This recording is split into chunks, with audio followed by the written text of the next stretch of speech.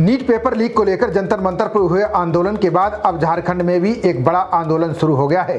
हैरानी की बात यह है कि यहां ना तो सीजेपी के कार्यकर्ता नजर आ रहे हैं, ना सोनम वांगचुक जैसे सामाजिक कार्यकर्ता।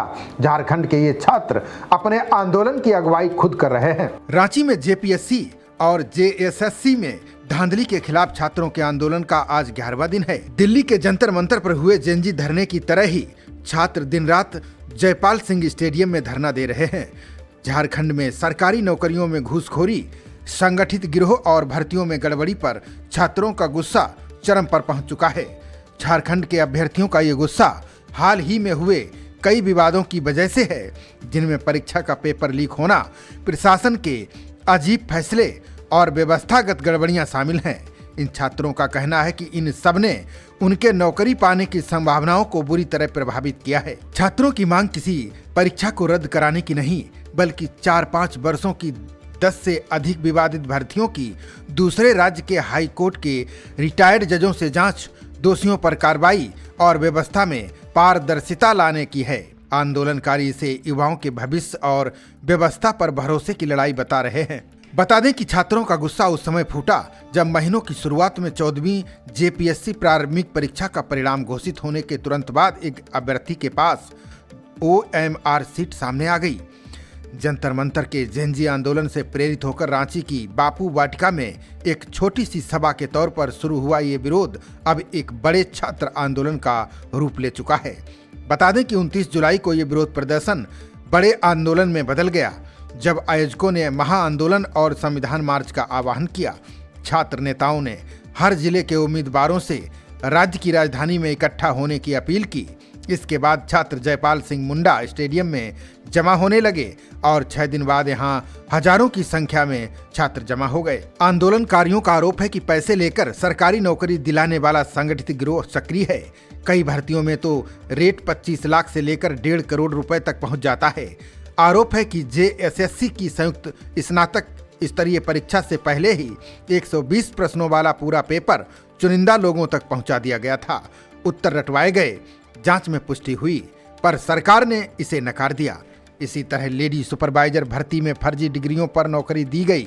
33 महिलाओं की स्नातक डिग्री एक ही निजी विश्वविद्यालय की मिली तो नियुक्तियां रोकनी पड़ी। उत्पाद सिपाही भर्ती की लिखित परीक्षा से पहले रांची में पुलिस ने सॉल्वर गैंग के मास्टरमाइंड समेत 164 अभ्यर्थियों को हिरासत में लिया।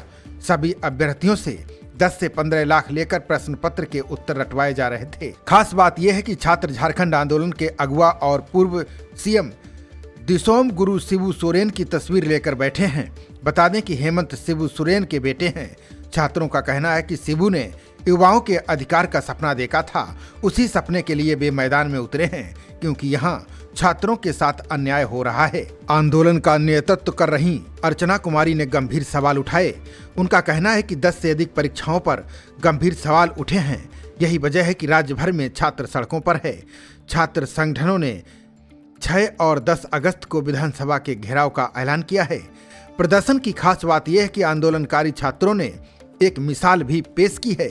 एक और जहां जंतर मंतर पर हुए जेएनजी आंदोलन में पीएम मोदी समेत कई नेताओं को गालियां दी गई थीं, उन पर अभद्र टिप्पणियां भी की गईं, वहीं इस आंदोलन में शामिल छात्रों ने अपनी आचार संहिता तैयार की है। आंदोलनकारियों ने स्पष्ट कर दिया कि मंच पर कोई भी राजनीतिक दल या बाहरी नेता नहीं आएगा। किसी भी प्रकार का राजनीतिक, धार्मिक या जातिगत वक्तव्य नहीं दिया जाएगा। किसी नेता के खिलाफ अभद्र टिप्पणी वाला वीडियो भी जारी नहीं होगा। आंदोलन के मुख्य उद्देश्य पर ही बात रखी जाएगी। लड़ाई व्यवस्था में सुधार किया है, इसीलिए किसी भी व्यक्ति पर मंच से आरोप नहीं लगाए जाएंगे और अपने वक्तव्य में अपशब्दों का इस्तेमाल नहीं करेंगे। इसका पोस्टर भी चस्पा किया गया है। दूसरी ओर जहां जंतर मंतर पर भोजन खिलाने वालों की कमी नहीं थी, देश ही नहीं विदेश से भी यहाँ के छात्रों को मदद मिलने का आरोप है। वहीं यहाँ छात्रों को दूर दराज के गाँव से ही भोजन और जरूरी सामान मिल रहा है। यहाँ छात्रों की संख्या इतनी ज्यादा है कि वो पर्याप्त नहीं हो पा रहा है। ये कई दिनों से बिस्किट और नमकीन के सहारे आंदोलन चला रहे हैं। सबसे हैरान करने वाली बात यह है कि यहाँ ना तो सीजेपी के कार्यकर्ता नजर आ रहे हैं, ना सोनम वांगचुक जैसे सामाजिक कार्यकर्ता। वहीं अब यहाँ वांगचुक की तरह ही देवेंद्र नाथ महतो आमरण अनशन पर बैठ गए हैं। उनकी खूब चर्चा हो रही है। 3 दिन से अन्न जल त्याग कर बैठे देवेंद्र नाथ महतो की तबीयत बिगड़ने पर डॉक्टरों को उन्हें ड्रिप लगानी पड़ी। इसके बावजूद उन्होंने अनशन समाप्त करने से इनकार कर दिया। उन्होंने कहा कि जब तक न्याय नहीं मिल जाता ये अनशन जारी रहेगा। उन्होंने अपनी जान की परवाह नहीं की। दूसरी ओर एक अन्य छात्र ब्रह्मानंद भी तेज बारिश और खराब मौसम के बावजूद खुले आसमान के नीचे अनशन जारी रखे हुए है। इसके अलावा 5 अन्य छात्र भी अनशन पर बैठे हैं। बता दें कि रांची जिले के राहे प्रखंड के कापीडीह गांव से आने वाले देवेंद्र नाथ महतो का सफर संघर्षों से भरा रहा है। उन्होंने सरकारी स्कूल से पढ़ाई की, मैट्रिक, इंटर, ग्रेजुएशन, बीएड और 2 विषयों में पोस्ट ग्रेजुएशन प्रथम श्रेणी से पास किया।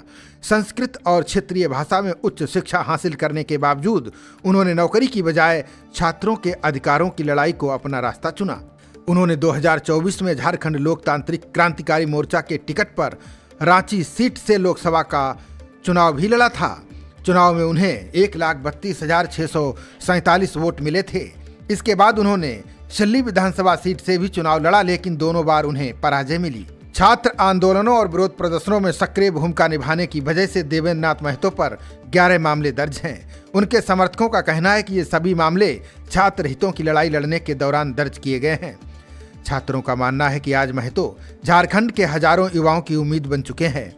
उनका आमरण अनशन छात्र की राजनीति और भर्ती व्यवस्था पर बड़ा सवाल खड़ा कर रहा है। दूसरी ओर भर्तियों में गड़बड़ी की जांच दूसरे राज्य के हाईकोर्ट के रिटायर्ड जजों के पैनल से कराने की मांग पर सीएम हेमंत सोरेन ने बयान जारी किया।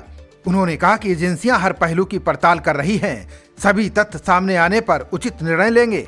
बता दें कि बहुचर्चित मेधा घोटाले में देर रात सीआईडी ने 3 दलालों को गिरफ्तार किया है। ये एजेंट पैसे लेकर अभ्यर्थियों का परीक्षा संचालित कराने वाली एजेंसी TDPL से संपर्क कराते थे। खबरों का सिलसिला जारी रहेगा।